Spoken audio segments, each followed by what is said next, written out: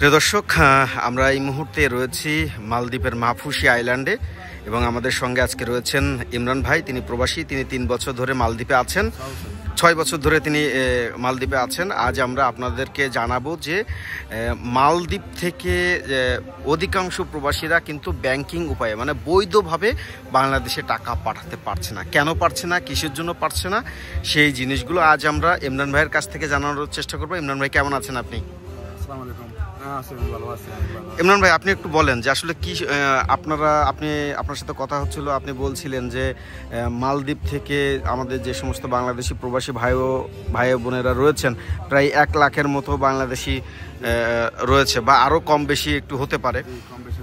তো আমাদের যে সমস্ত প্রবাসীরা আছে তারা আসলে 1 লাখের মধ্যে খুব কম একটা অংশ হচ্ছে ব্যাংকিং চ্যানেলের মাধ্যমে টাকা পাঠাতে পারে, বিশেষ করে যারা মালেতে থাকে যারা তারাই ব্যাংকের মধ্যে টাকা পাঠাতে পারে বেশিরভাগ। কিন্তু অন্যান্য জায়গাগুলোতে যেহেতু আমাদের বাংলাদেশের ব্যাংক নাই, তাহলে টাকা তারা কিভাবে পাঠাচ্ছে সেটা যদি একটু আপনি আমাদেরকে বলেন। টাকা পাঠাতে বিকাশের মাধ্যমে পাঠাতেছে, হিন্দির মাধ্যমে পাঠাতেছে। আপনার যদি যাইতে হয় মাবসি থেকে আপনার মালে যাইতে হবে, মালে যাই তো আপনার ব্যাংকের মাধ্যমে পাঠাতে হবে। তো আবার আরেকটা সুযোগ সুবিধা আছে বলতে, তার না আপনার বিকাশ আছে, বিকাশ লোকেরা দিলে আপনার ওই টাকা কিছু বাড়তি দিলে আপনার এই ব্যাংকের মাধ্যমে যায় আর কি। ওই আমাদের বাংলাদেশের গভর্নমেন্টকে আমি অনুরোধ করতেছি, যদি মাপসি বা বড় বড় আইল্যান্ডে যদি কোনো বাংলাদেশি কোনো ব্যাংক যদি দেওয়ার জন্য আমি বিনয়ভাবে অনুরোধ করতেছি। যদি ব্যাংক দেওয়া হয় তাহলে গভর্নমেন্টকে ফায়দা হবে। ব্যাংকের মাধ্যমে পাঠালে তো ডলার পাবে, ঠিক আছে। এখন তো আমরা বিকাশের যে টাকা পাঠিয়ে দিচ্ছি এগুলো তো ডলার কোনো বাংলাদেশের কোনো হইতেছে না, ডলার যাইতেছে না, রুপিয়ে যাইতেছে। তো আপনার যদি ব্যাংক হয় বা ডলার হবে, বাংলাদেশের রিজার্ভ বাড়ি হবে, গভর্নমেন্টের রিজার্ভ বাড়ি হবে। তো গভর্নমেন্টকে আমি বিশেষভাবে অনুরোধ করতেছি বাংলাদেশ সরকারের কাছে, যদি মাফুসি বা বড় বড় আইল্যান্ডে যদি কোনো ব্যাংকের মাধ্যমে যদি টাকা পাঠানো যায় অনেক ভালো হবে বা আমাদেরও অনেক লাভবান হবে বিকাশে।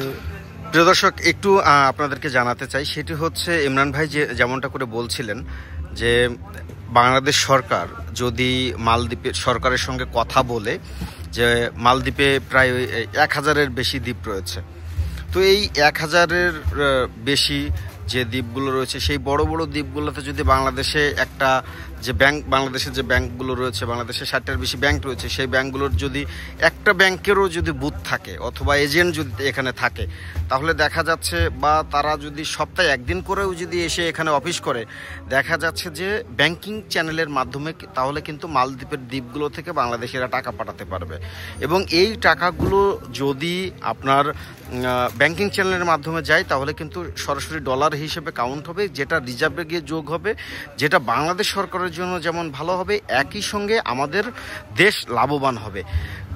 তবে যদি এখনকার প্রবাসীরা যেটি করছে সেটি হচ্ছে তারা বিকাশের মাধ্যমে টাকা পাঠাচ্ছে, বিকাশের মাধ্যমে এখান থেকে একজনকে টাকা দিয়ে দিচ্ছে, সেই টাকা আবার বাংলাদেশে থেকে পৌঁছে দিচ্ছে তাদের কোনো নিকটস্থ এজেন্ট, অথবা হুন্ডির মাধ্যমে এখানে টাকা পাঠিয়ে দিচ্ছে, ওইখান থেকে আরেকজন দেখা যাচ্ছে তাদের পরিবারের কাছে টাকা পাঠিয়ে দেওয়া হচ্ছে। তবে এইভাবে যে প্রসেসিংয়ে হচ্ছে, এটির কারণে কিন্তু আসলে বাংলাদেশ সরকার দিন শেষে লোকসানের সম্মুখীন হচ্ছে, সেটি ইমরান ভাই আসলে বোঝাতে চাচ্ছিলেন। তো আশা করব যে বাংলাদেশ সরকার মালদ্বীপ সরকারের সঙ্গে কথা বলবে এবং বৈধভাবে বাংলাদেশের যে সমস্ত প্রবাসী ভাই ও বোনেরা রয়েছেন তারা যেন সঠিকভাবে ব্যাংকিং চ্যানেলের মাধ্যমে টাকা পাঠাতে পারে এবং সেটার মাধ্যমে বাংলাদেশের রিজার্ভ যেন আরও বেশি ভালো হয়, সেই উদ্যোগ বাংলাদেশ সরকার নেবে, সেটি প্রত্যাশা করেন মালদ্বীপের বাংলাদেশি প্রবাসীরা।